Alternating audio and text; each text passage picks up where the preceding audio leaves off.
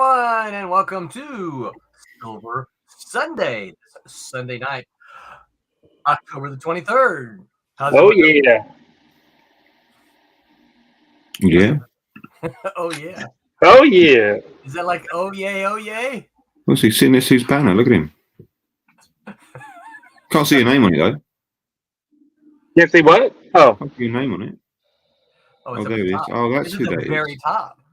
there. So you don't have to look at me. Just look at my name. I don't know if you've seen on Tuesday nights, Tim still has your banner I know. as the backdrop. Good lad. That's when I'm getting used to have it. I sent him a couple of notes during the show saying, "Hey, it's good to see Peter on your show," and he goes, "Still got his banner." I said, "Why don't you just take like a post-it note and just post over it and put your own name on it?" Yeah. Yeah. All right, some quick business before we get started here. Shout out to our sponsors, Daytona Beach Comic Con. Oh man, you know what? And we've got the dates. It is October 23rd, 2022. There you go. Wait, Yeah. 2023. No, the dates for the dude. I was believing you. Daytona Beach Comic Con. Oh, I thought you meant today's date. What's happened today? Should we start over again? Reset. Yeah. This still has the 2022 dates up. I did see Tom make the announcement for 2023. We'll make sure we get that the next time we go live. Yeah. So, Cool. but it is. He does have the date set, so we'll start broadcasting that. So you guys can make your plans to show up at Daytona Beach Comic Con next year. So thanks to. Didn't we just do that show? What's that? Didn't we just do that show? We did just do that show. Yes. So we're going to start because they're our doing it sponsor. again? We're going to start promoting it. We're doing it again. Doing it again? Yeah. Shadowhawk Talk says, hello all. What's up, Shadowhawk? Hi. Comic Talk with Pops says, hey, Shadow, what's up, Comic? What's up, Pops? Howdy do. Howdy do. So that's Daytona Beach. If you like comic books and you find yourself in the Orlando, Florida area, or probably just the Central Florida area, find a Coliseum of Comics. They like comic books and they like Silverline, especially if you find yourself at the East Colonial or the Claremont store. Drop by and tell them we sent you. Oh, look at that. We got someone else joining us here. Hey, howdy. The beard himself. So what's up, Rory? Oh, nothing. Just doing a little bit of last minute studying on a school night for a quiz tomorrow. Oh. Yeah. That I've neglected to study for all week long. So what you're saying is that despite the fact that you're older and wiser, your age has no bearing on the fact that you still act like a student. Absolutely, yes. if you wait to the last minute, it only takes a minute. Yeah. That's right. That's all you get. Yeah. Unfortunately, I think a lot of my students are that way as well. I tried so hard not to be that way. It's like I want to be ahead of the game the whole semester. No, if it's not due tomorrow, I'm not worried about it. I was a terrible student for my bachelor's degree. I was young. I mean, I was 18, 19, 20. But when I went back for my graduate degrees, I was a good student. I feel like that's pretty common because it's more specified. You don't have all the extra classes to do. You're just focusing on what you're there for. Yeah, that's exactly. I was there for a very specific thing, and right. And I, for the most part, I enjoyed the work. Yeah. Oh yeah. Tommy, how you doing tonight? Well, I'm tired. How was Markham this morning? It was great. It was really good. We did a whole bunch of other crazy stuff. But a bunch of big woodworm stuff. We did some of the jumping stuff. We did. There was a new section, a new rollover thing that we were playing with out there. It was kind of scary. So I'll show it to you next time we're out there. Okay. Yeah. So you talking about that part out front of the park where they? No, that wasn't open yet. It's the back. Yeah, you know the place that I call something that we shouldn't Yeah. call. Yeah, that place. You know how it's got two sections, right? Right. One of the sections, they put a big log rollover thing that's about 3 feet tall. That's kind of you got to get up and over if you want.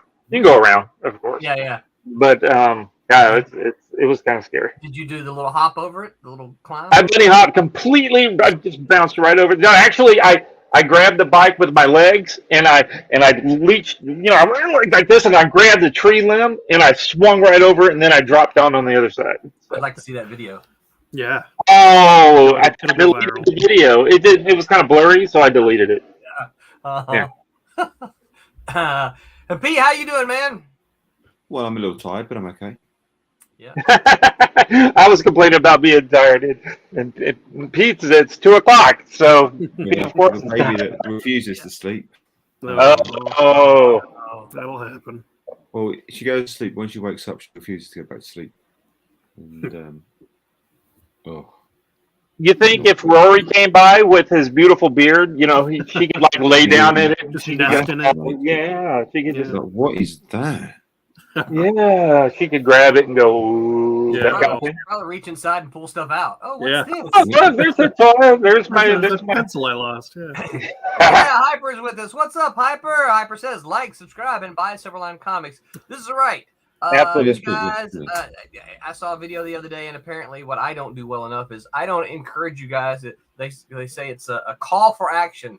So I'm calling for action. You guys need to go like and subscribe and share on all of the social media platforms to Silverline and to the Comics Madness Network. So we are excited to be, this is still fairly new to us, excited to be part of the Comic Madness Network. You guys have been chiming in and lots of chatter going, so we've had a lot of fun with that. So we appreciate you guys. But we just like talking comics, and that's what we're going to do tonight. So Pete, next week you're going to be at the London MCM London Comic Con, yes. Whoa, cool beans. What does MCN stand for? Do you know?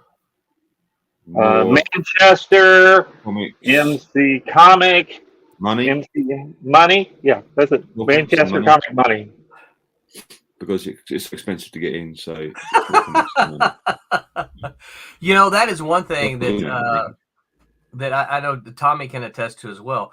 Comic shows didn't used to be this expensive. You would pay a price at the door, and then you had a lot of money to go buy comic books. But now it's not anymore. expensive That's to for go darn to sure. the door of a lot of these. Yeah.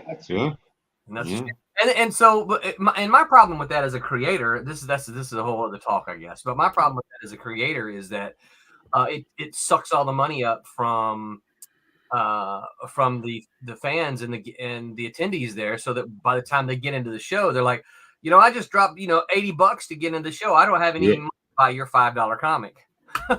Or Movie comic media is what it's $25 sketch or whatever it is. They suck that all up. So MCM is movie comic media. So I just said, thank you. Did you? I'm sorry. I was looking for it. I wasn't paying attention. Turn up the accent a little. I'm backing you up, Peter. Backing you up. I heard money. I'm sorry. I wish people would visit. Hyper says, go see Peter at the show. He draws really, really well. He draws stuff.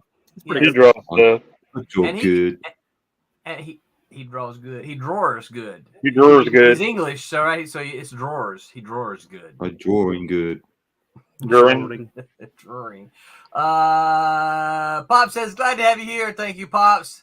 Hyper Potato says, high ticket prices are another reason I look for creators that don't charge to sign. Yeah, that's a whole other.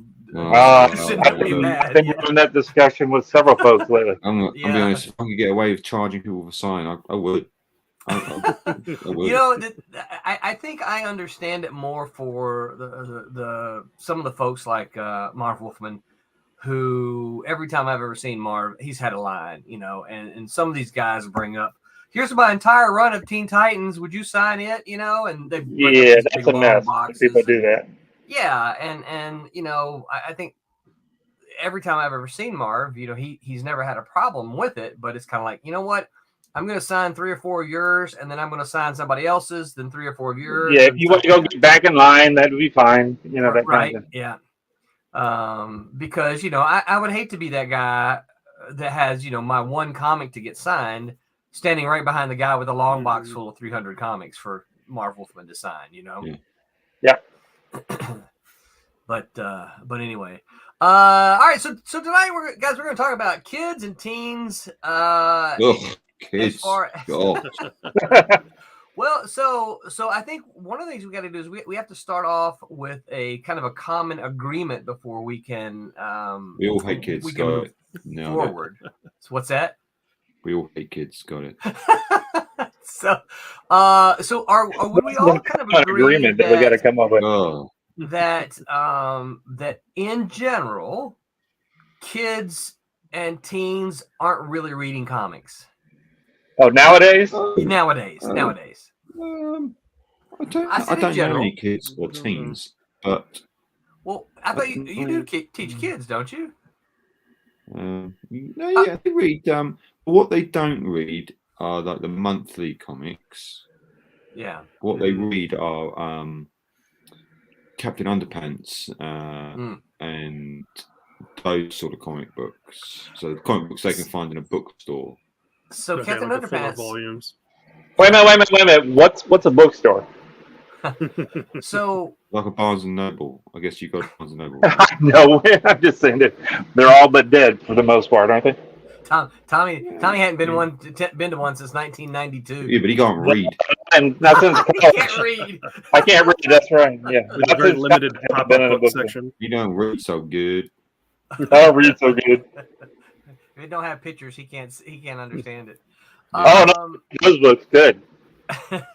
Well, so I think just in general though. I read them for the articles. Is what it is. Maybe let me tweak that then a little bit. In general, they're not reading the monthly comic books like we did, right, when we were kind of that age. Not kind of that age, but when Sure. we were that age. Yeah. Sure. All right, so if we have that then kind of in agreement then. So one of the things let's talk about, and we can approach it. Thank you. From all aspects. What can creators do? What can retailers do? What can publishers do? What can conventions do? So we can kind of attack it from all sides. So there's not just one way. I guess this is kind of more like a brainstorming. How can we as an industry kind of focus, get the younger readers back in? Because part of the reality is, and I think part of what we're seeing today is the industry kind of abandoned the younger readers. I don't know, sometime in the 90s, maybe late 90s. And we're now seeing the rewards of that, and where most of the buyers today are in the older demographic. Yeah, and comics grew up with the people who read them. Right. Yeah. So, how does the industry address that? Again, like stores and at conventions and publishers, creators. What do you guys think? Any ideas immediately? I want to ask what age group are we shooting at? Are we talking about trying to get the kids at the very beginning, so that way we can like build our own audience and then start turning them into young kind of a thing? Let me ask you a question then, and this would be a question for anybody who's listening, and you guys chime in the comments. What age were you when you first started reading comics? Well, I don't read too good, so. Excuse me. For Tommy, that would be, what age are you when you first started looking at the pictures and looking at the pictures and trying to make my own stuff up. I was young. My start was really with the cartoons. Is kind of, I think, is where I really started. But I'm thinking that it was more of the. Now, of course, it was this Spider-Man stuff is what I remember is the first stuff that I was reading. But it was the the paper with my grandfather, like the Sunday paper and the newspaper. and and reading, and that I think those were the first time I realized that that the Peanuts was more than just a cartoon. It was a strip, right? Right. A comic strip. Yeah. So it was more of that stuff for me. So I had to have been. God, when was I visiting? We were in I don't know, 5, 6, 7, somewhere in there. But is that too No. young, too old I to don't get think so. started? No, I don't think so either. I was probably, I don't know, later, 13, 14. Yeah, I was probably And about that that was- age.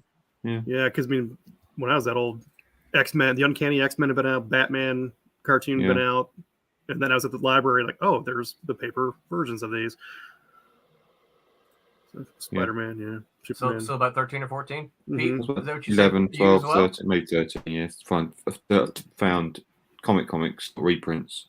Yeah, and that was I right about started when like reading the whole comics, manga yeah, thing really kicked well. off in the States. So those were everywhere. Yeah. Piper says, I was somewhere in the 3 to 5 range. I couldn't even read yet, but got them and looked at the pictures that helped me learn to read. There you go, Awesome. just like Tommy. I was probably I was probably about 10, because I think I was around the 3rd grade when I kind of first started seeing comics, and it wasn't until probably around 12 that I got pretty serious about them.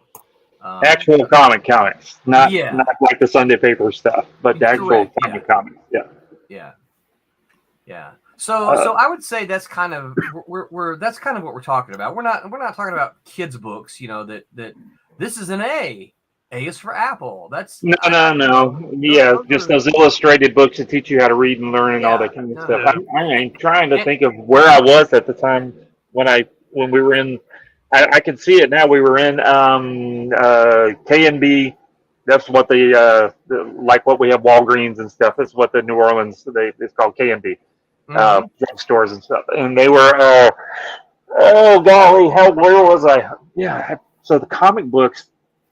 It was before I was a teenager. I know that, so it was still, yeah. But anyway, I'm sorry. I'm still trying to. I'm trying to nail down a date for actual stapled floppy comic books. Yeah. Well, and what I had to do when we first started talking about this, I actually had to remember what my first comic was, and then go look it up and see what the date was. Right? Where you were and what you were doing. I think I was in the 2nd, 3rd, 4th grade. How old is that? 5th. That would be like 7, 8, 9. Yeah. Yeah, somewhere in there. Yeah, I remember getting Spider-Man books. You started 1st grade in the drugstore. About 6 or 7. Okay. Oh yeah. Right. Since I do a comic where the kids are in the 1st grade, I should probably know the ages of what I want my kids to be. Hello, teens. I don't know who's writing these things anyway. I don't know. I'm all right. I need somebody to help me write. I think more of my son's classmates have read Harry Potter than have read a comic. I'm also reading, but I want comics to appeal to all. And bless you. Thank you. Bobby Weskovich says, hello, big dummy. What's up, Screw Loose? Sorry, Tommy, you didn't get a hello this time. I'm glad. Yeah, that's right. He knows better to be making fun of me. The last time you were bike dummy, weren't you? Bike dummy. So we're talking about, kind of that age-ish. So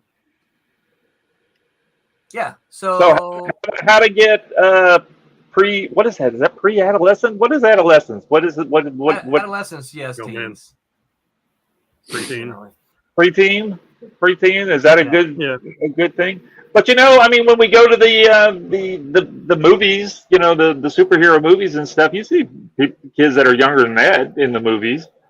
Yeah, well, PG-13. You talking about because like for all the even the ones that they really shouldn't be in there watching, the parents are bringing them in watching them, so they're watching them. I don't care if we think that they shouldn't be watching some of the language or some of the violence; they're still watching them. So I think it's a generational gap too, and just society has changed. We used to have everything physical copy. We didn't have a digital copy of anything growing up. So that was the norm. Now everything's digital. So if you either want to get a physical copy in their hands or a digital copy in their hands, well, okay, digital is that, middle mark. But I remember like in the 90s, Well, everybody wanted to be a marine biologist. Every movie out there and TV show was like Sequest or something. It was all very fixated on one aspect of something. Or Egyptology was huge, or Robin Hood was huge. But now they're taking these franchises and milking them over decades and decades and decades. And it's really narrowed the pot. So I think we got to think outside the box.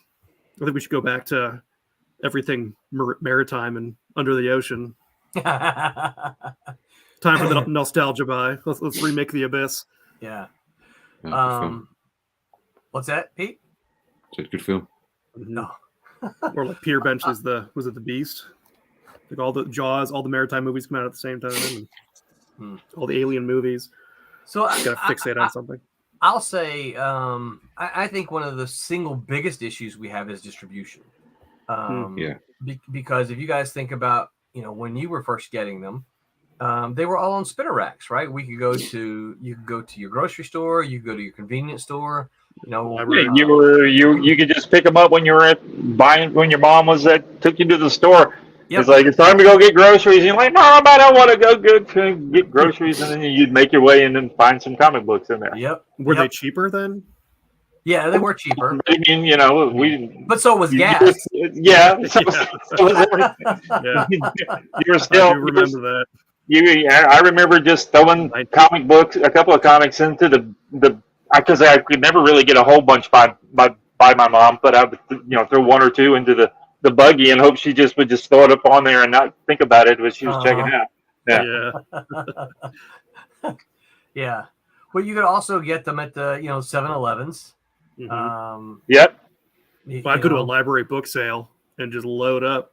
Really? What? So wait a minute. Your library carried floppies, the individual comics? Yep.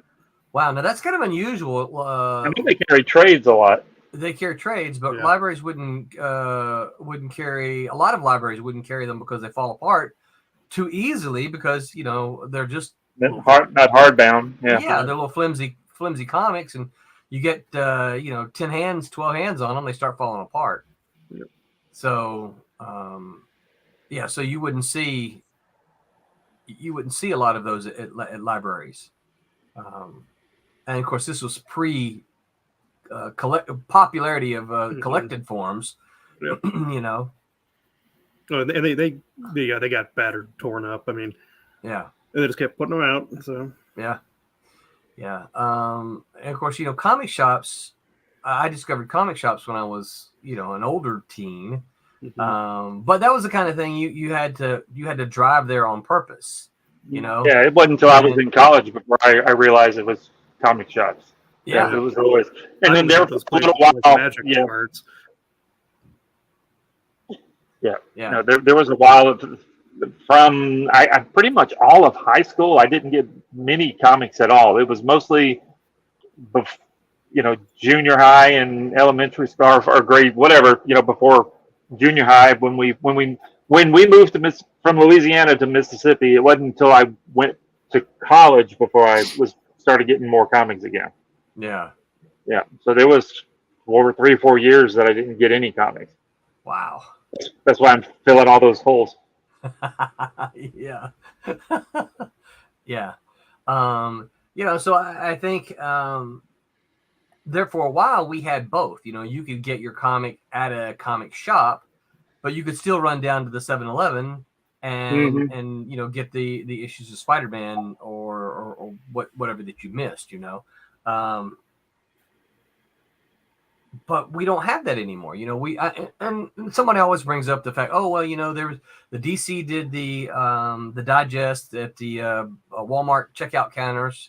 I remember seeing a couple of those, and then Allegiance Arts had a stand somewhere. I never saw them.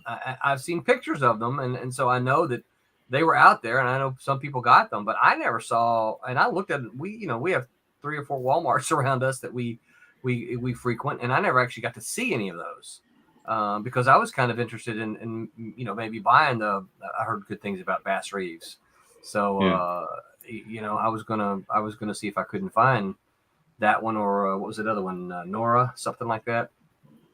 But they had a couple of them that I wanted to check out. So, but I never saw them. So I would contend, my argument would be distribution is probably the single biggest thing that we would have to fix, because otherwise, how are they going to get them? You know? Yeah, you got to make it easy. You got to put it in front of them. Oh yeah. Well, but the problem is, and so I don't disagree with you about getting them in bookstores. The problem about bookstores is, though, I mean, as you mentioned, somebody, maybe Tommy, bookstores are having issues, right? I mean, we've had bookstores over here shut down like crazy. Yeah, I think I know one in the area. I was gonna say we've got one in our local mall here, but I can't imagine it. You know, it does that well. They've added a coffee shop to, I think, help get people in there. Coffee shop in there. Yeah. I mean, so where else would you put comics if you were doing it?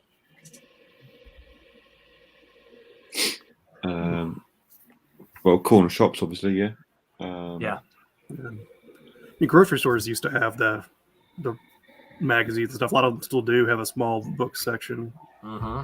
There for a long time, Walmart used to have them. When I was working at Walmart, this was back in the 90s. You know, they had a full-on rack of comics, and they don't even. You know, every now and again you see some, but mostly it's trades, and I think it's when they're. And then what was the books that came out like last year? There was a run of some books that were in Walmart, but you don't see just the regular Marvel DC stuff in Walmart anymore. Yeah. Toy shops. Anyway, there's kids. Toy shops, yeah. Toy shops. Problem gas stations. The problem is if they don't sell at the moment, they can't send them back. That's why stores don't want them. So, what are we going to do with all these comics that don't sell? Yeah. So I think the industry has to correct that. The publisher has to correct that. Yeah. I think in my neck of the woods, there are more. Some said if they don't sell, you can send them back. But they used to be fully returnable. Yeah. And that was fine. That worked. All the corner shops and stuff would take because they said, okay, didn't sell, send them back. Right. It hasn't cost us. But now. They only paid if they sold. And even comic shops get loaded with these things. They're like, well, what are we going to do with these 100 copies or whatever? Just stick them somewhere because they don't want to throw them away.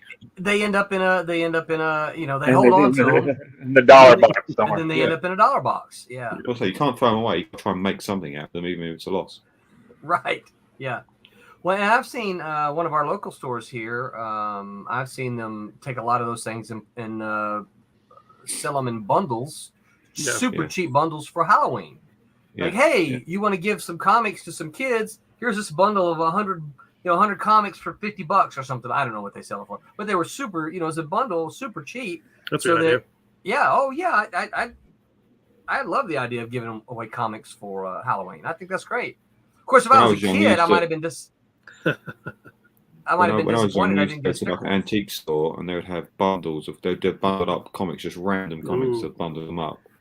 Really? String and say, well, there's 50 comics there and a couple of pounds. And my dad was like, "I want these. I'll get those." Oh, but we're going to talk about where the kids would get them. Wow, that's cool. Mm-hmm. Yeah, so that was clever. I don't know where they got their comic books from. But where can we get where the kids go? Where are kids aren't going anywhere? If they go onto the grocery stores, under bridges shooting up, the bridge. Bike tracks, parks, skate shops, the smoke shops. When they're going to get their wacky tobacco at the smoke shop, cigarettes, beer and alcohol. So we should stick selling comics at the liquor store. Is that what we got to do? Good question. Yeah. Where do kids hang out today? They're hanging out at the house. That's not online. They hang out online with their friends. Yeah, right. They play video games out there. It's just I mean, maybe that's just a reality I don't understand, because we hung out at the mall, we hung out at the reservoir, we went to the park where the reservoir was a park, right? So we went to hang out there. Well, I mean, we see lots of kids doing. We see a lot of kids doing the at the bike parks and all that kind of stuff, but you can set up a comic book rack up at the bike park. McVan driving around. Hey kids, open your van. Hey kids, want a comic? Get on in. Yeah, that's not going to warn me about men like you. Yeah. Nancy, what are you trying to say to my kids? It's just Spider-Man. It's just a comic book. I'm just trying to give you comics. Champion Fury team book. There ain't nothing bad about it. Well, like school book sales, is that still a thing? What is it? Like school book sales? Those they still do those. Yeah. I think obviously getting into something like Scholastic, and that's something that once we get a handful of trades and we're close to it, right? I'm gonna find out, see if we can't get into something like that. I don't know how to do it. I know how to reach out to bookstores and I know how to do all that.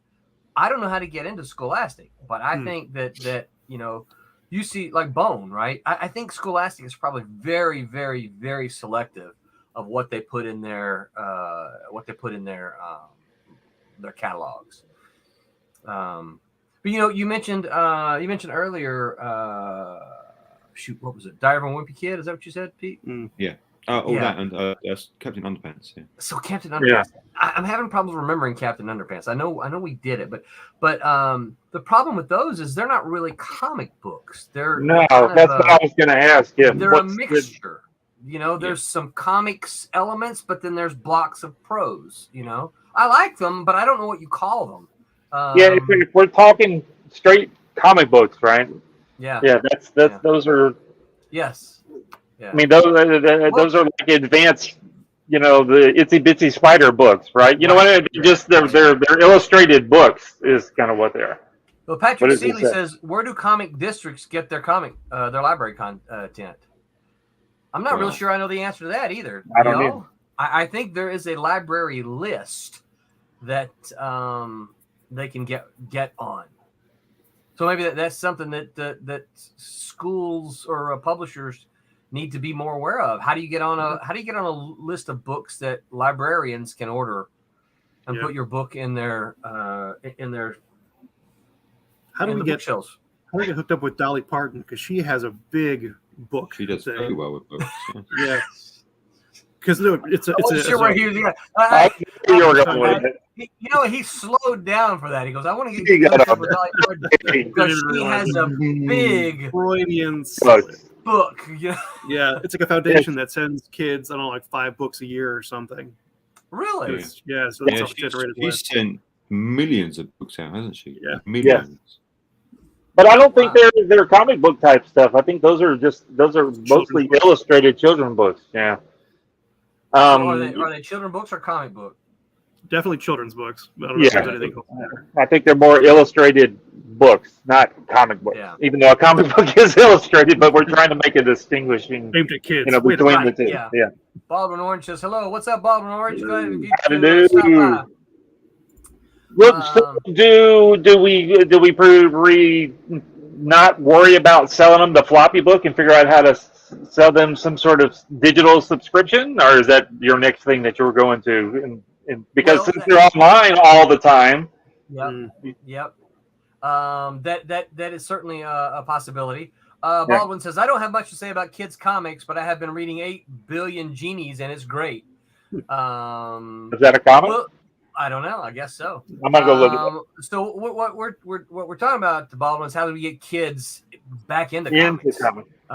Kids, and I don't want to just say kids, because I think when we say kids, we think of it's just 7, 8, 9-year-olds, but I'm talking about teens too, because a lot of folks started reading at 13. I think, Roy, isn't that what you said? You were 13, 14. Yep. Pete said the same thing. So we're not talking about just kids. We're talking about younger readers. And that's why BJ and I debated this title. Well, that's kind of neat. This 8 billion genies thing. Is it a comic? It looks like it from what I'm getting at, what I'm looking at. Well, but I know that a lot, like when my students, because a lot of my students are. That's kind of cool. It's Image Comics. So yeah, it does look interesting. Of course, it's no, never mind. I was gonna say it's by Brian K. Vaughan and Fiona Staples, but that's Saga. That's a comic. Yeah, it is a comic. Yeah, but the 8 Billion Genies was on a page in front of Saga, and it looked like it was the same thing. But I scrolled and it went over it. It's like, okay, that's not the same thing. So yeah, I think the question of finding them is a big one. I think that has to be answered. Okay, so the second question, let's just kind of roll around to this one then. Not yet format, Tommy. But let's talk about content for a minute. So Marvel and DC used to be, and it's funny because when people say, well, Marvel and DC were always targeted to kids, it's like, well, kind of yes and no. I mean, when they first started off, they were not, because they were aimed at general audiences. And in fact, in World War II, soldiers were one of the biggest audiences of comic book, because they probably still are. Really, that's okay. The level of nerd in the military is outrageous. We all play D&D. All right. Well, so here's a thought. Let's backtrack one time. If that's the case, where do soldiers hang out? On the base, right? Yeah. Where they get their comics? Yeah, we have an exchange system or a commissary system, and it is notoriously difficult to get into. Is it? Okay. Well, that's where I was headed, because I know they've got the commissary. Yep. I had a buddy when I was stationed in Buffalo. He started a series of children's books, and he finished. They were Coast Guard related, and he got like 4 of them or something, and he started selling them in the exchange, and then now he's got like 20 of them. He's doing very well for himself. But again, they're children's books, hardbound. Yeah. And they're in the commissary. Exchanges, commissaries, PX, whatever you call it, post. Yeah. Oh yeah, the PX. Yeah. Baldwin says, with the death of local comic stores, it's just hard to find stuff nowadays. When I was a kid, I could walk into a comic store and buy old 80s and 90s comics for $0.25 an issue. Yeah. And buy. Yeah. And that's kind of one of the things we're hitting on is that they're not really accessible. So you have to go looking for them. It's not like given to you anymore. Yeah. So you kind of already have to know what you're getting into. I think where I'm out in the boonies, but between me and Columbus, there's probably more independent comic book stores than there are bookstores. And they seem to do pretty well. And one guy even moved his location from a strip center to inside of a mall because it was more space and cheaper because malls are dying. I walked in there and I was looking for a specific comic, and he said, I asked him what his business was, and he's like, great. It's incredible. For whatever reason, these tiny little malls are like doing well now because they're cheap enough that they can lower their prices. And wow. Well, I know they can't be terribly expensive because our local comic, the closest comic shop to me is in a mall, and they've got a pretty big space. Well, half of their space is devoted to tables to play games. Yeah, same. So that's always been a thing. Yep. They're not filling it with product. I remember when I worked retail, I remember one of the bosses telling me one time, look at the shelves, what do you see? And of course I said, I see records and tapes. I said, no. you see $5 bills hanging up everywhere there, right? And I'm like, what? And they're like, yeah, you see every one of those, the $5 bills. Is this what we're trying to take those $5 bills and get someone to give us a $10 bill for that, right? So it's like all of it's money on the shelves and on the racks and everything, right? So when I look at a comic shop that's got like half of their space devoted to empty tables for people to play games, I'm like, okay, you must be doing well enough that you don't have to devote this space to money. Baldwin says, we used to get Stars and Stripes digitally when we were at sea, and they had a decently long comic section, but it was all strips. Yeah. And see, that would be kind of cool to get into something like that. Baldwin says, I live in Fremont, Ohio. Rory. Yeah. Yep. We have a comic shop near us that is in a small old factory. That's kind of cool. That is cool. The guy has a small showroom, but over 1 million comics in the basement. He has everything. And from what he has told me, he's like a big dealing northeastern comic and retro toy scene. Big dealing. Wow, that's pretty cool. Man. Yeah, in Columbus, we have a comic and cartoon museum. Oh yeah, I've heard about that. Read about it.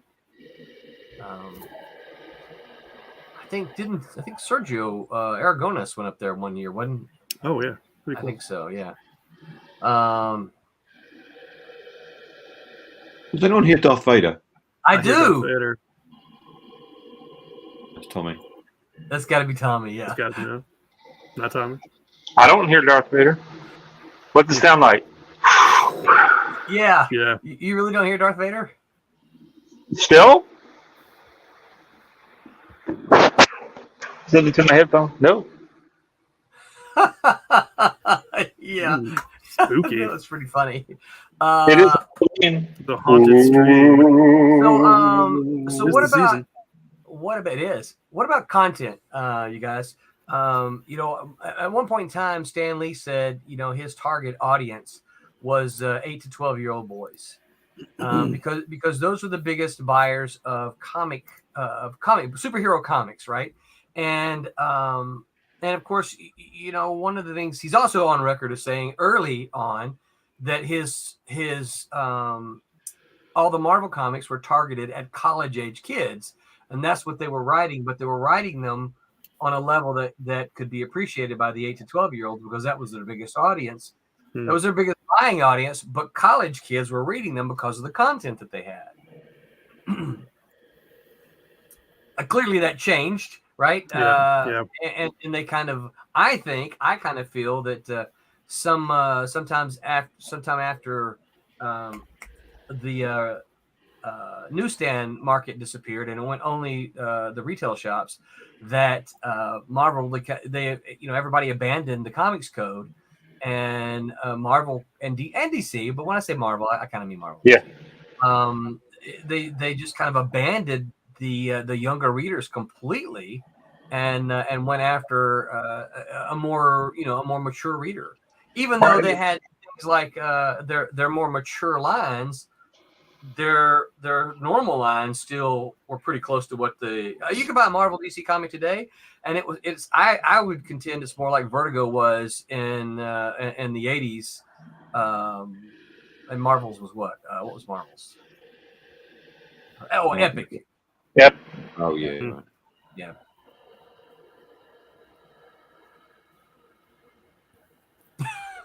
Any thoughts on that? No, they do seem like that. We just started. We weren't getting in the new people, and we were just writing the same books for the same folks, and it's like that group just kind of got bored with it, and they just kind of disappeared, and it just got moving over, and none of them, I mean, there's some, but it's like the kids, they know we're talking about the Marvel and DC stuff. They know those characters, but they're not buying those books either. They're not. No.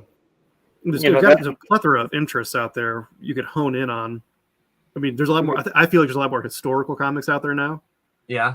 Well, like Extreme Patriots and that kind of stuff. Maybe. Yeah, maybe.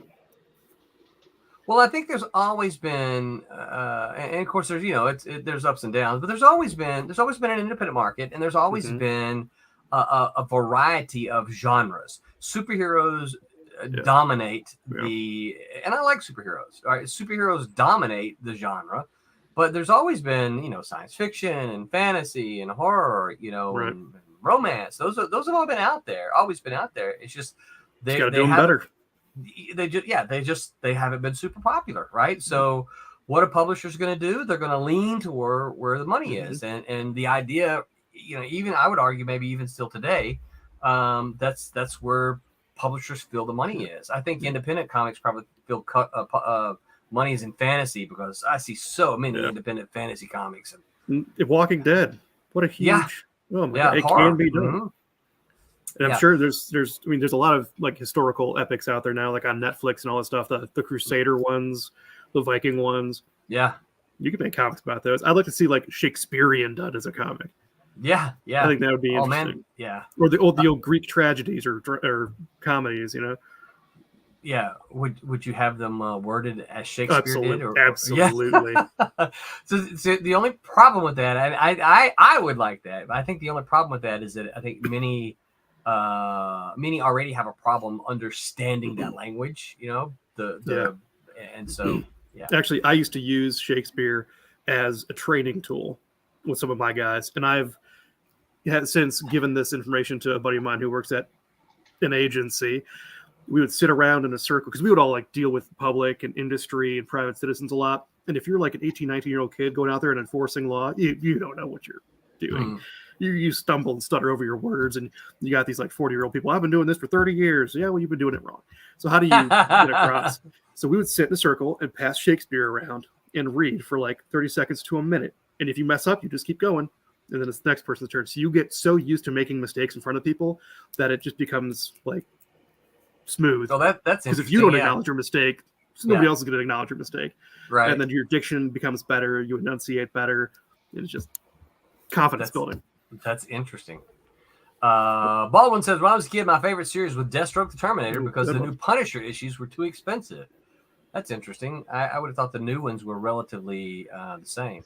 Because I think at some point we have to accept that the popularity of comics have moved to the silver screen and comics are more niche than ever before. The only thing I would say about that is that there's plenty of and I don't want to turn this into a manga versus comics thing, but manga is selling really well, and they're selling to the age demographic that we're talking about. Yeah.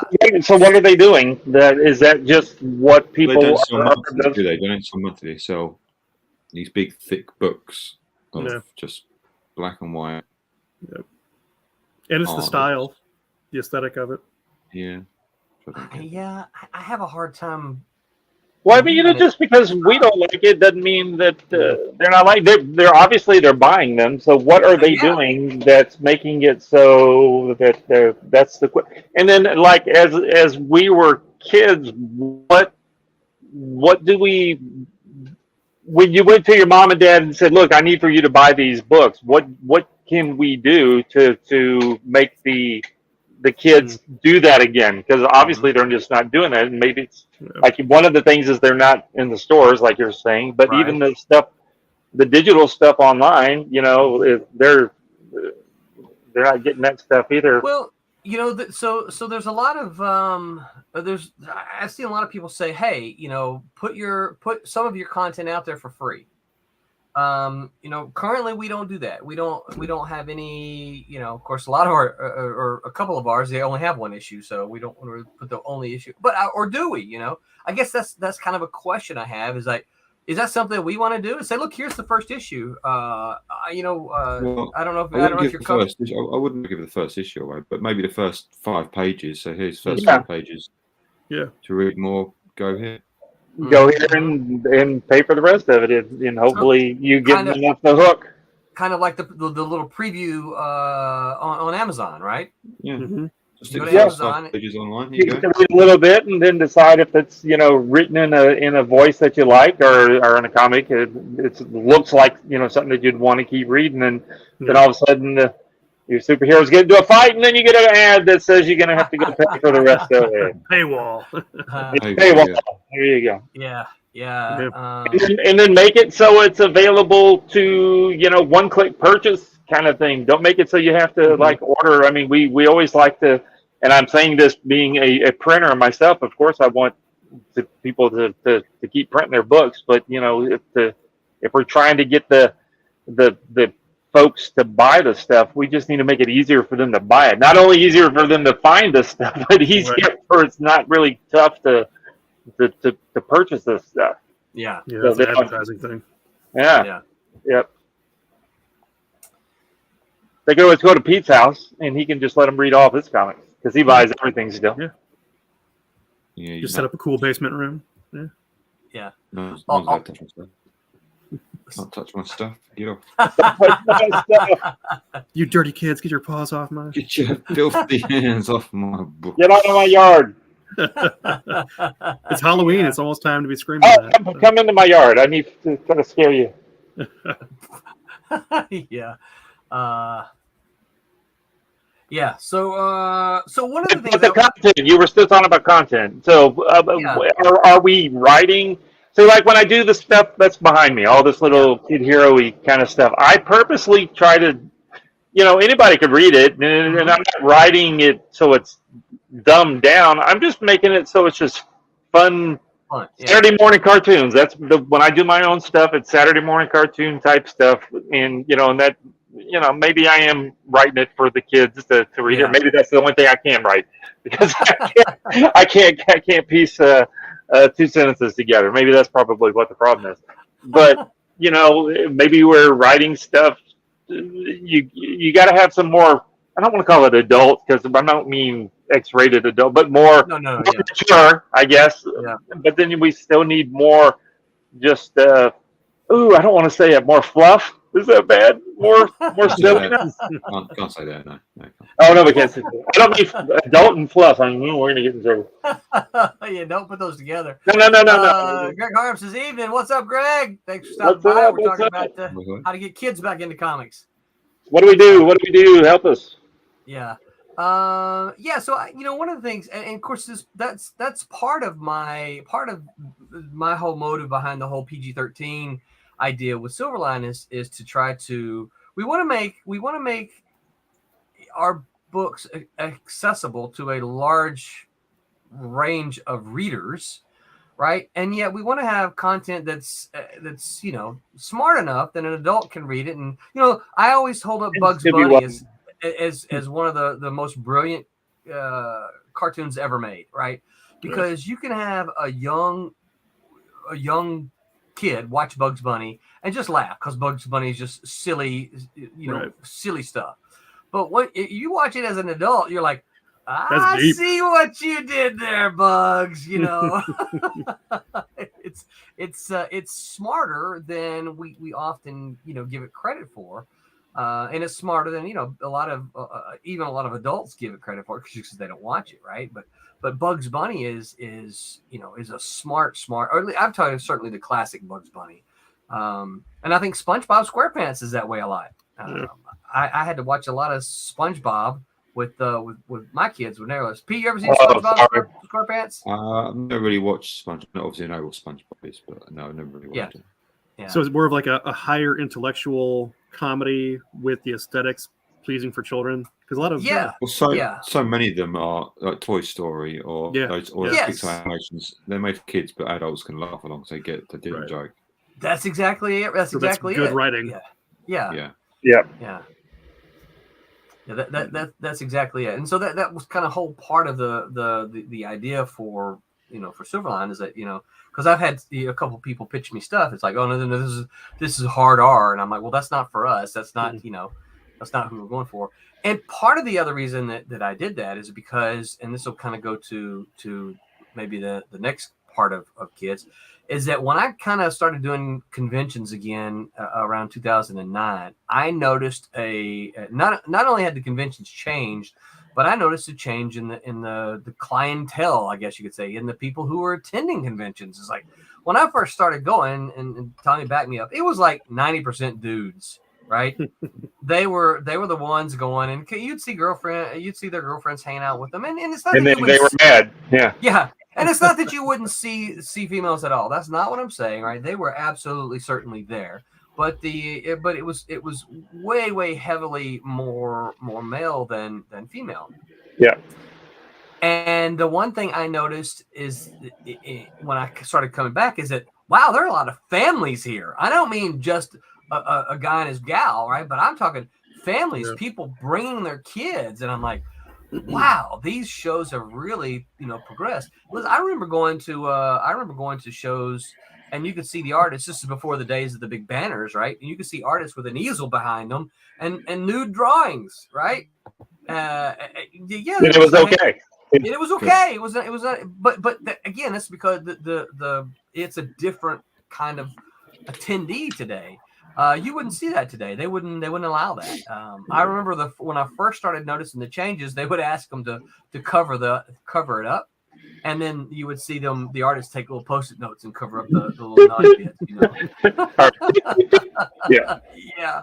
But then a lot of conventions just kind of have kind of changed to kind of deal with the fact that a lot of families attend shows today. Greg Harm says, for myself, I like to do the all ages, but write for a multi-age readership, many layers. Yeah, that's exactly what I'm talking about. The problem with if you say all ages, is what you guys think? If you hear all ages, what do you think? People think it's just you kids. think kids is what you're thinking. Yeah. Little kids, little younger than 10 kind of kids. Yeah. It carries a connotation of all ages means it's dumbed down, right? Yeah. It's something that is aimed at a little kid, and that it's unfortunate. It shouldn't be the case, right? But it is the connotation that term has.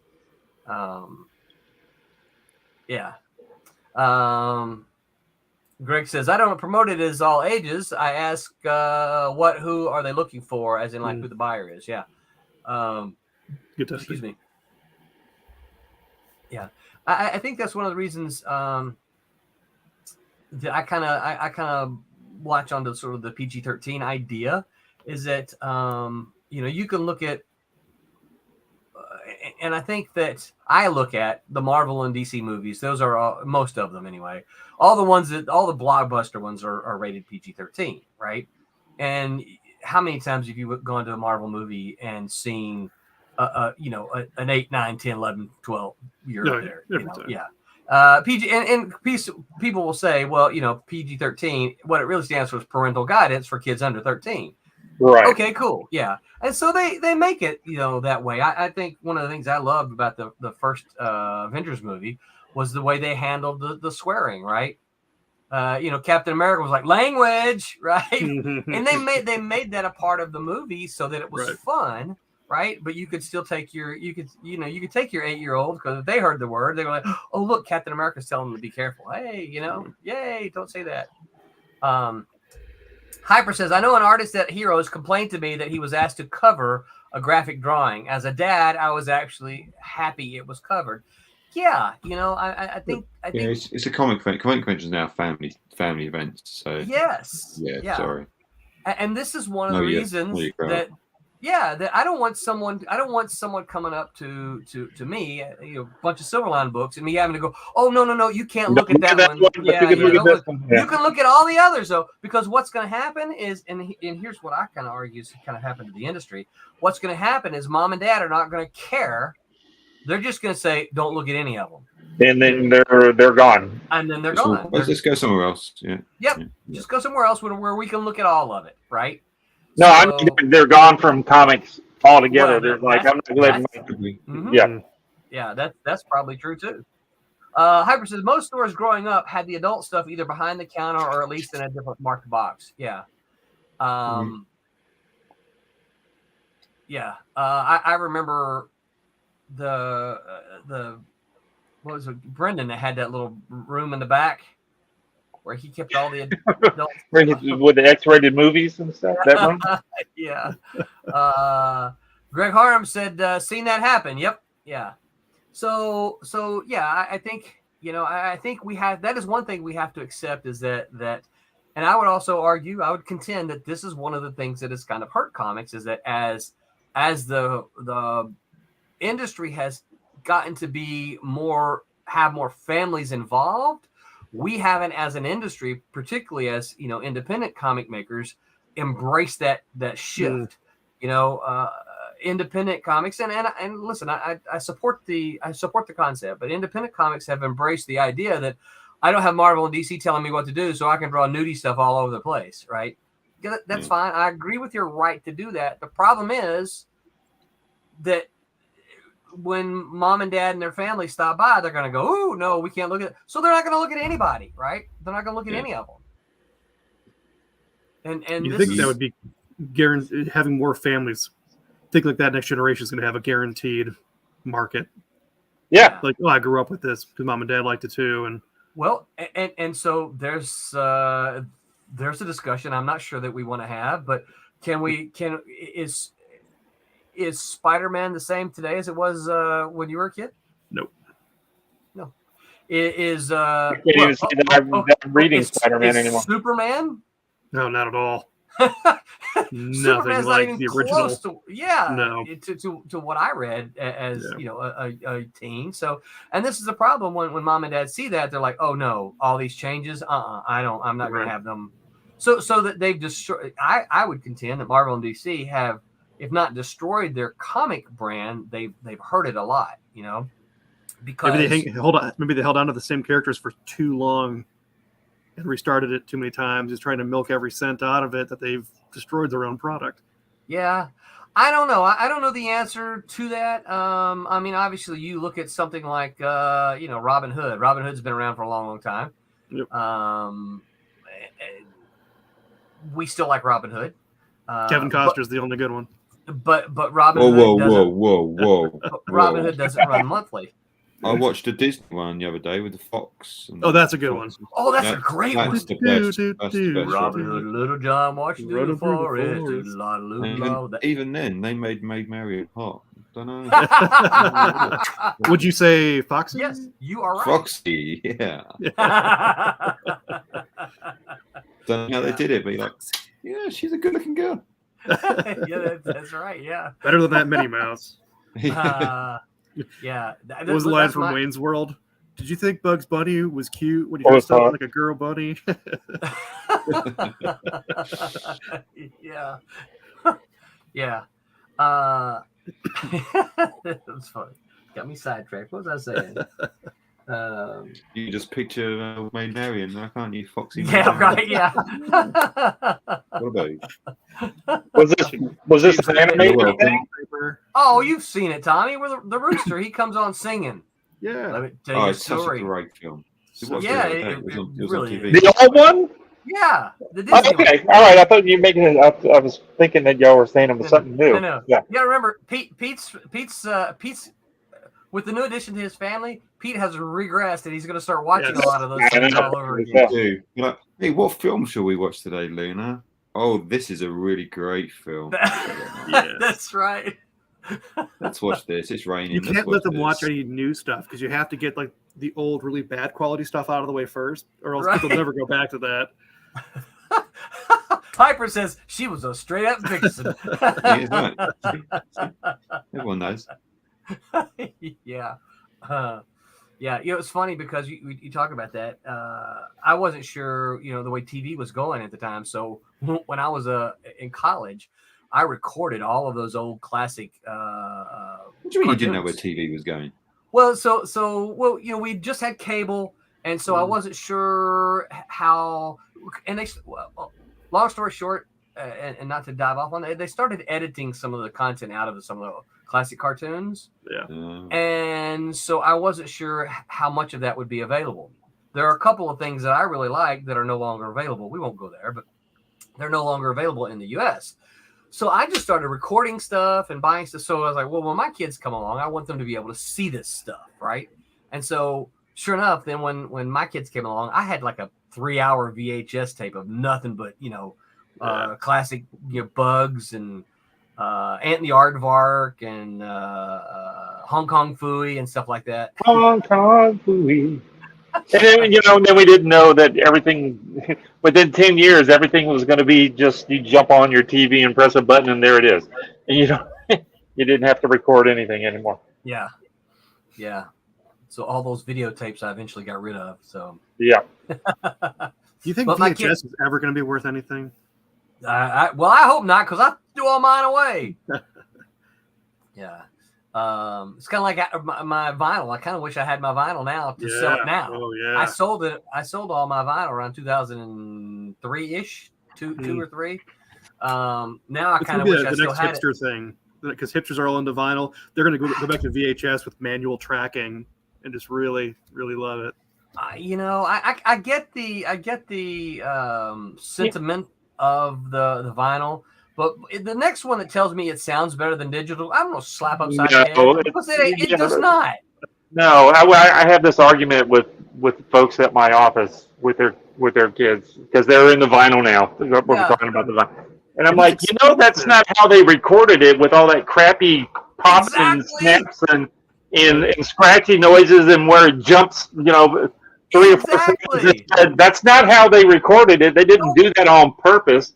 No, but I encourage them to buy the stuff because they're collecting the albums and that's fun. Yeah. To get all that stuff, but it's like, collect all the albums, but listen to it digitally because that's closer to how they actually recorded the stuff. Well, you know, the thing I miss about is warm and it doesn't sound as good, and it doesn't. It's called static for a reason, you know. Yeah, I mean, the thing I miss about albums is the album art. Yeah, and all that stuff in the sleeve with all the silliness. But then that's our collectible side coming back out again. I discovered Frank Kelly Frias because of the News of the World album, Queen News of the World. I discovered Frank Frazetta because of the Molly Hatchet albums, right? I didn't know who these people were before then, but I'm like, this is really good stuff, right? No, we watched Renee and I watched on I don't know if it was Amazon Prime or whatever. There's a Kiss. I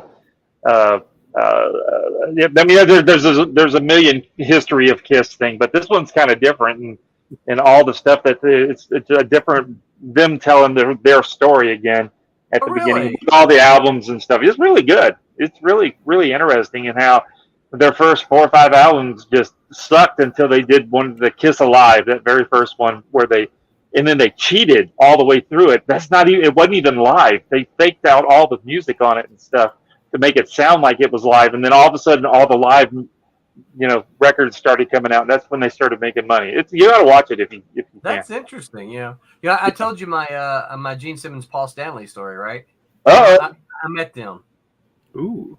Yeah, it was one of our trips to New York when I first became a Marvel editor. Right, they brought us all up there, and they were having a Marvel party because they had just done the Kiss comic book, right?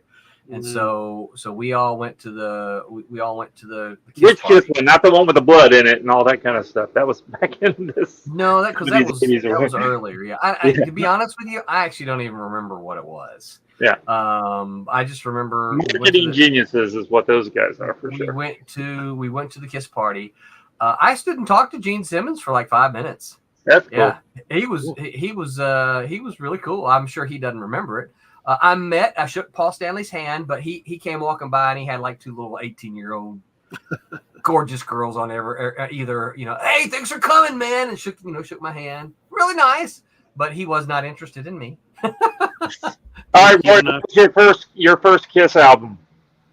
Me? No, Rory. Oh, Rory. My first Kiss. I actually never got into it until I was. Never got into it. I didn't like them all that much when I was younger. My mom, but just wasn't my bag.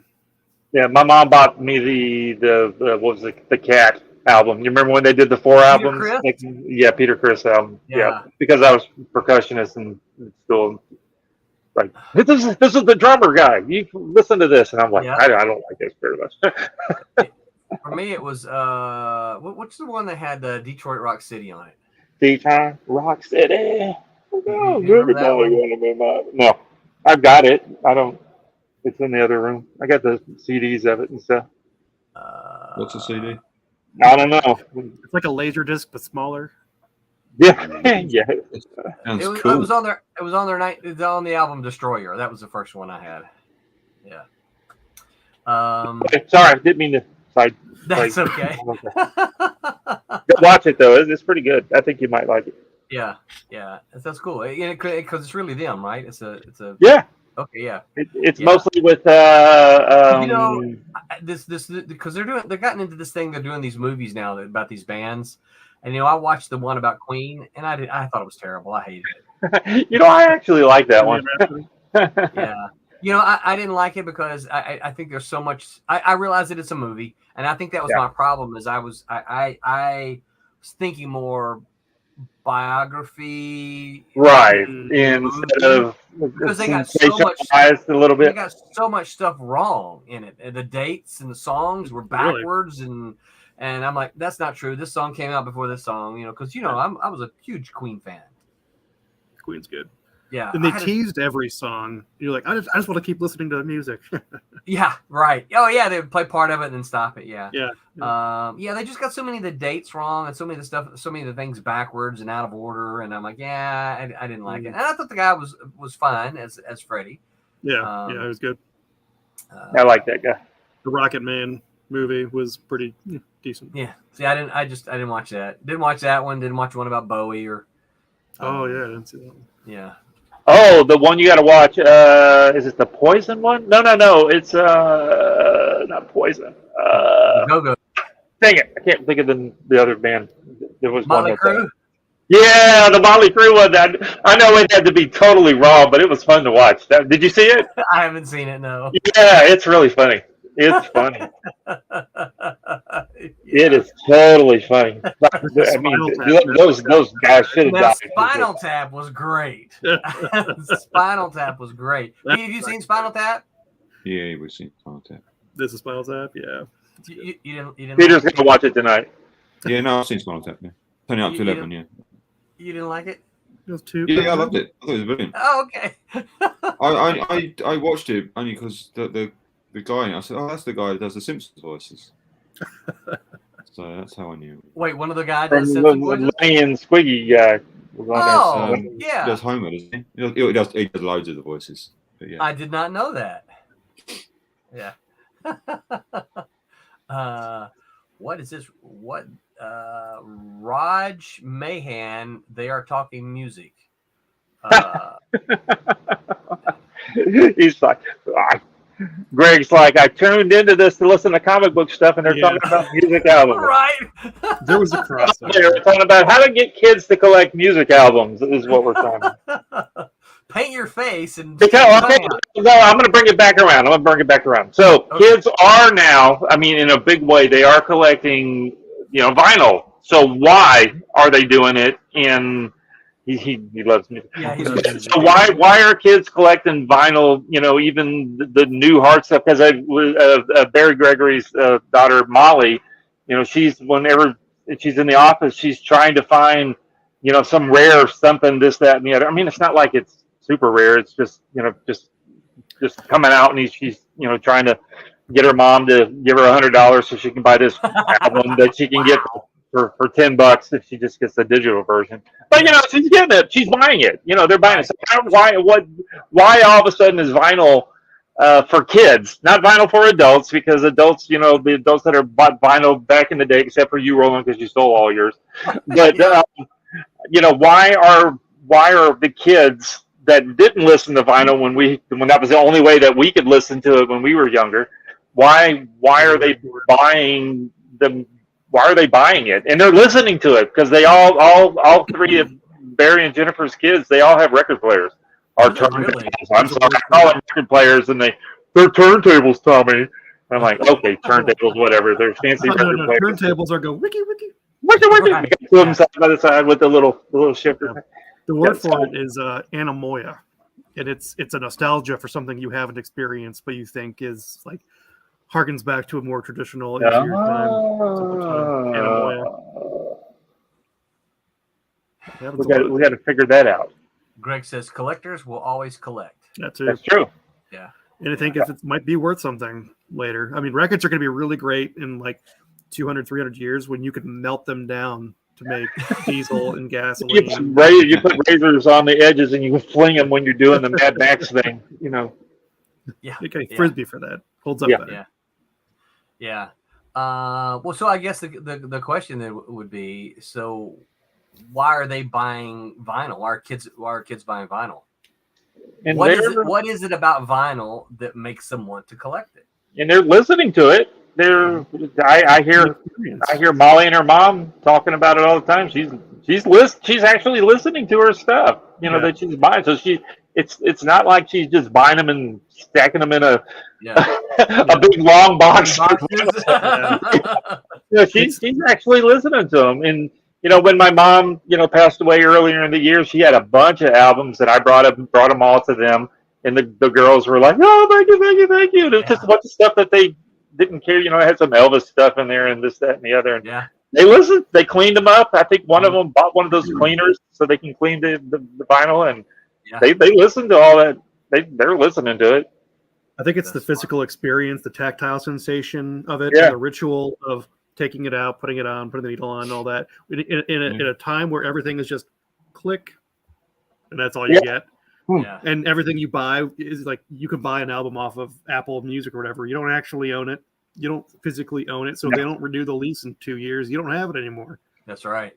I think I'm going to make an app I'm gonna don't. Okay, I hope nobody's listening. Just the four of us, right? I'm gonna make an app. Yeah, write this down. That we can sell. That you can listen to the music that's on your phone, and it'll put skips and scratches on there, so it'll sound like sound vinyl. Like vinyl. An old-timey The record app. gramophone. Right? Don't tell nobody. What? Somebody's already got this? Oh, who's got the wax cylinders to bust out? That should be the next thing. Actually, if you go on YouTube, you can find it's just someone set up a camera, and you see them put the needle on the vinyl and they play the vinyl, and you can hear it just like that on YouTube. Oh, that's good. That's like the fireplace channel. Yes, yeah. The Santa Claus arm, throw another log in. You know? Yeah, I know. When I was looking for some song, I forgot what it was. I couldn't find any of them but the stupid vinyl. I'm like, I don't want that version. I want like the real version of it, you know. But yeah, I don't think. I mean, not every song, obviously, but yeah, there's enough of them out there that you can just go on YouTube. Someone has a record player and they just put the needle on, and that's what you're listening to. Is you watch it play, you know.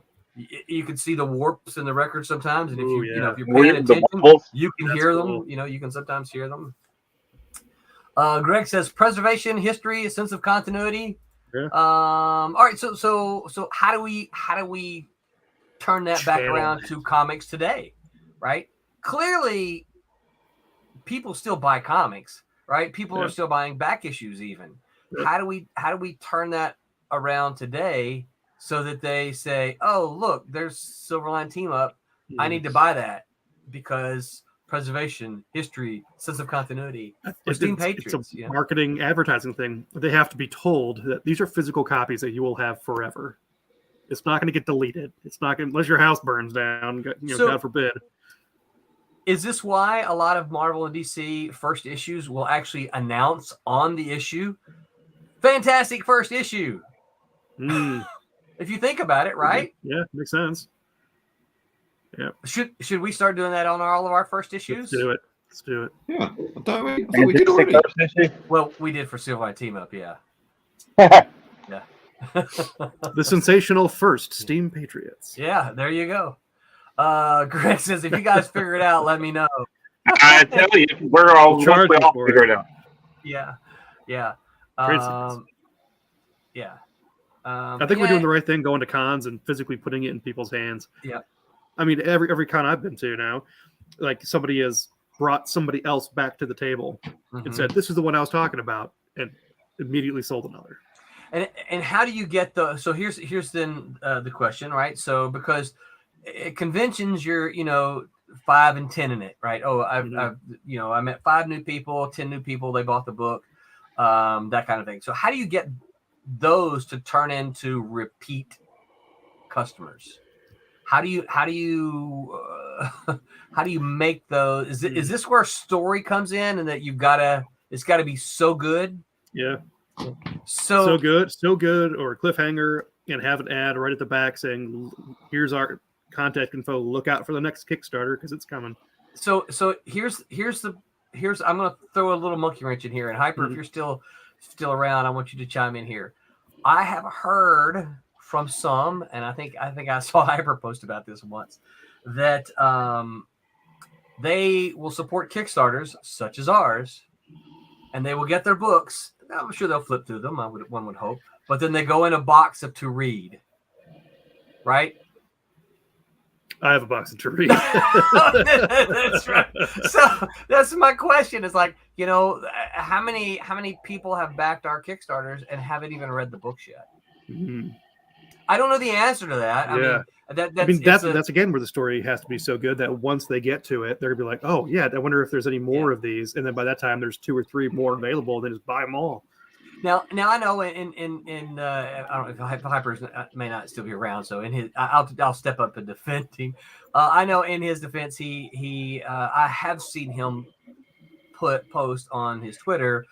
This one, like he would get a Kickstarter, one of our Kickstarter books, and he would say, "This one went to the top of my to read pile." Wow, cool. So yeah, so again. Part of it is how do we ensure that happens for most of our content? What do we do? Yeah. Greg says for repeat customers email list. Greg, we do that. I've got to enter these emails in from the last show.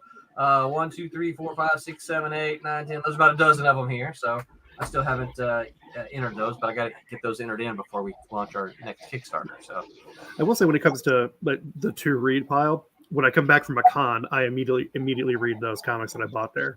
Do you? Like Peter's went to the top of my list when I got home. The Last Witch Hunter. Yeah. Is it still sitting there, or have you read it yet? Oh yeah, it looks really good at the top of the pile. It looks great sitting at the top of the stack there. Yeah. My God, someone made this. Oh. And I read every voice with your accent. Right. Oh, they are all English. Lovely. They are all English. Thank you. Yes. Yeah. One was South London, one was Cockney, one was North. Yeah. Yeah. Oh, yeah. Greg found that funny too. Yeah, I think that's, of course, I think that is, one of the challenges as a creator is his, and of course, part of the truisms, one of the truisms of comics has always been, or I believe anyway, has always been, the cover is what makes them pick it up, right? The cover, bar none, is what makes them pick it up. It could be because it's a cool title, right? It could be because the logo is cool. It could be because the artist is cool. Something, that cover is what made them pick it up, right? Particularly if they don't know you, right? The artwork, because they're going to pick it up then, and they're going to flip through it, right? The artwork inside is what's going to make them decide to buy the book. The story then is what's going to make them come back for the second issue. That's or the next issue. So there's only two types of customers: first timers and repeat customers. I mean, can you? What else would there be? What else would there be? Yeah. Yeah. Yeah. The freebie ones, the ones you get free books to. So yeah, so I think there's a lot of truth in that. I think you do have to figure out, it's like, how do you get them the first time, right? How do you convince someone who does not know who you are to free the first time? Try your book. It's a drug. And then how do you get the ones? Maybe we should pose this question to someone like Hyper or some of our we've got Silverline's got some very loyal backers. We should ask them, hey, what keeps bringing you guys back? Aside from the fact that they love to see our faces on our streams, what keeps bringing you guys back to the books? Personal connection. Could be. I don't know. Some of them, I mean, that's certainly possible. But yeah, there's. I mean, meeting somebody at a con who I read their comic makes me want to buy more. Yes, it makes you want to support them. Yeah. Like, this is a real human being, right? And not just some Kickstarter, right? Yeah. Brian Christo says, "We doggies, what's up, everybody?" Hello. We doggies. We doggy. I can't say that without thinking about Jed Clampett. Y'all know the reference, right? Pete probably doesn't. Beverly Hillbillies. Beverly Hillbillies, yeah. Black and gold. All right, so I guess did we solve all the questions about how to get? I think we asked a bunch more. I hope we can. If there's anybody out there, go down into the descriptions below and all that stuff, and leave some comments on what you guys think could help to get the kids to make their parents buy the books. Yeah. Right. Yeah. They're having conversations on the chat. Pop says, "Hey, Brian, want to chat with you later, brother." Well, just say it here so we can keep this going. What did you want to ask the other guy? Yeah. All right. So, final thoughts on. You have an announcement. I have an announcement. Okay. Okay. Tell me what's your announcement. I finished inking the last page of Trumps. Woo-hoo! Now we're starting on. I've got a page of Dean's to ink for the cover for what is the book that I'm inking? The cover. Cape Town, is that what it's from? Yep. So I'll print that out tomorrow and start inking it and get it knocked out real quick, and then it's on to Champ Fury #2. Yep. Yay. So yippee, yippee. Pete's just a load of excitement tonight. He's tired. He's got to go clean a diaper. I'm just like, I've got to get this done now. Get this done. Move on to the next thing, and then I've got to get that done. Mm-hmm. That is a rocking shirt you got on there, Pete. It is. Yeah, I like it. And colours haven't faded, nothing. So it's been through the wash a few times. Still popping. That's good. It's holding up. I'm really. I gotta say, I've been really happy with them so far. So we've washed ours a couple of times, and so far everything's holding up. Have you worn it out much, Pete? Like out and about? I don't know if I wear t-shirts out, but not really. It's too cold in the UK. They can't go outside. It's rainy at the moment. I will say this: I've been wearing my my Switchblade and my Trumps shirt out when we go out. I have gotten every single time I've gone out, I've gotten at least a single comment about it. I got a comment at Walmart. Then through the checkout lane, the cashier went, "Oh, I really like your shirt." I'm like, "Cool, thanks." And she's like, "I don't recognize that character." I'm like, "Oh, it's one of the ones that I work on." Really? That's really cool. Yeah. And you ran out to the car, got her a book, and sold it to her for $5. Okay. Yeah. So, around the back at Walmart, I'll sell you a book.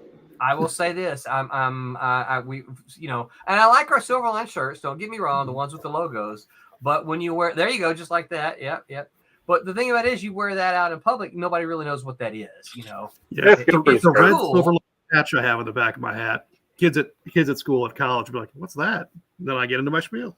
Oh, that's pretty cool. Yeah, and they're like, "You make comics? That's a thing?" I'm like, "Oh, yeah, that's a thing." So now, next semester, I have to give an hour-long lecture to a class on the whole process. Oh, that's cool. Very cool. Well, can you do that thing where you say, and at the end of the class, I'm going to set up in the back. I have books, that kind of thing. That's like a concert. I'll have somebody in the hallway. Exactly like at a concert. Yeah. Cool. All right. Well, thank you guys for hanging out with us tonight. Shout out to, I know Pops is probably going, "Hey, are you going to run the ads?" I got to still work that out with you, Pop. I don't know. The Comics Madness Network has some sponsors. And so I gotta make sure I get with Pops so that we don't leave any of those out and cause any bad blood, because we love the Comics Madness Network here. And again, thanks Pops for getting us involved with this. We love to see how it's going to grow. In fact, we already talked about taking some of our older content and repurposing it for some of those reruns, some late night reruns. Yeah. Cool. All right. So, Roy, thanks for stopping by tonight, man. Where can folks find you on the interwebs? You can find me and Scott at Steam Patriots, mostly on Instagram, but we're also on the Facebook. Excellent. You got any shows coming up? We have another spooky show on Wednesday, I think. Ooh. And then as far as shows, comic conventions. Yeah. Okay, I'll be shooting to be at the GalaxyCon in Columbus in December. GalaxyCon in December. Okay, very cool. Thank you, Tommy. What about you? Where can folks find you on the interwebs? Just go on Google and type Thomas Florimonte, Florimonte, and you'll find me here, there, and everywhere. And I'm here every Sunday, at least when I'm not bike riding. So excellent. And what about your upcoming comic shows? I'm doing one with you in the next couple of weeks somewhere, and then probably one with you in the couple of weeks after that. Somewhere else. And then one with you somewhere else, probably around the corner. And then there's that other one that you and I are doing that's at that other place. Oh, the big one. Yeah, the big one. Yeah. The big one. Actually, another one we might end up doing in February. So the next one for you, Tommy, that I'm aware of is November 5. Pop Sci-Fi there in. Oh, that's right. That is correct. That's correct. Because we're going to bring our bikes, and when it ends early, we're going to go to Mount Dora and go bike riding. Old man, CEO, and secretary. That's great. That's a great job. All right, excellent. A couple grab them by the throat. Mike Barron. What? Greg says, "Cool. Good luck."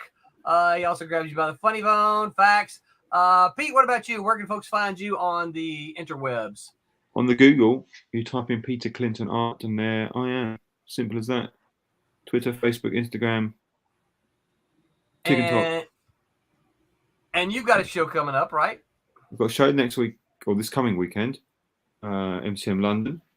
And then I have in November 12th, 13th, Thought Bubble up in Harrogate, which is a lovely part of the world.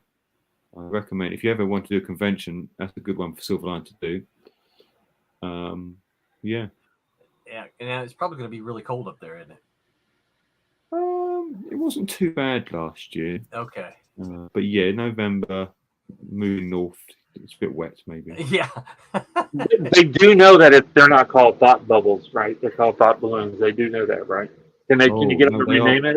They're bubbles. They're the bubbles. Yeah. No, they're not bubbles. Oh, no. Man. We got to get them to change those. Those Marvel guys. Oh man! Oh. Those Marvel editors, dude. They will go off on you. They're not bubbles. They're word balloons and thought balloons. Gonna put a thought balloon. Yeah. Oh no. Well, I am Roland Man. You can find me on all the social medias at Roland Man Roland. Look me up. Drop me a line. I will be at that show on the 1 week from today. I'm going to be in the same show Tommy's at, but 1 week from today, I'll be at Leesburg. Oh, that's right. Yep. For a Halloween show there. So I'll be me and Haley Martin and John Crowther will all be there. So cool. be a fun Halloween show. We will not be here next week because everybody's going to do stuff for Halloween. So I'm going to schedule a rerun for the what did you say? No, I'm not doing Halloween. We don't do Halloween. Yeah, I know. You guys are Tommy. Yeah, but you're doing a convention. So everybody at Pete's going to be gone for Halloween, doing Halloween stuff. Pete's doing Halloween. That's right. He's setting up the front of his porch with all kind of trick or treating stuff. Don't forget, we've got that Silverline show on Tuesday, tomorrow night. These guys Tuesday night.